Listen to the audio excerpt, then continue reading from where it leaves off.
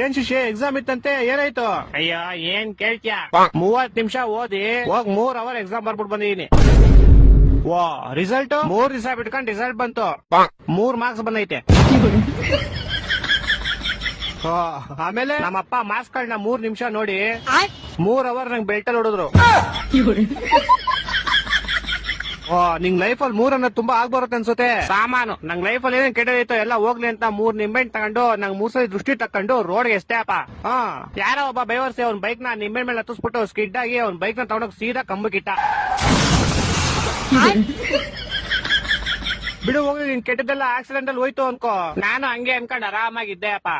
ಆದ್ರೆ ಆ ಗೋಳಿ ಮಗ ಮೂಲಲಿರೋ ಅಂಗಡಿಗೆ ಹೋಗ್ಬಿಟ್ಟು ಯಾರ್ ನಿಂಬೆಹಣ್ಣು ಇಸಿದ್ರು ಅಂತ ಕ್ಯಾಮ್ರಾ ಚೆಕ್ ಮಾಡ್ಕೊಂಡು ನಮ್ ಮನೆಗ್ ಬಂದ್ 3,000 ರೂಪಾಯಿ ಇಸ್ಕೊಂಡೋದ. ನಮ್ಮಪ್ಪ ಅದೇ ಬೆಳ್ತ ಇನ್ನೂ 3 ಅವರ್ ಹೊಡೆದ್ರು.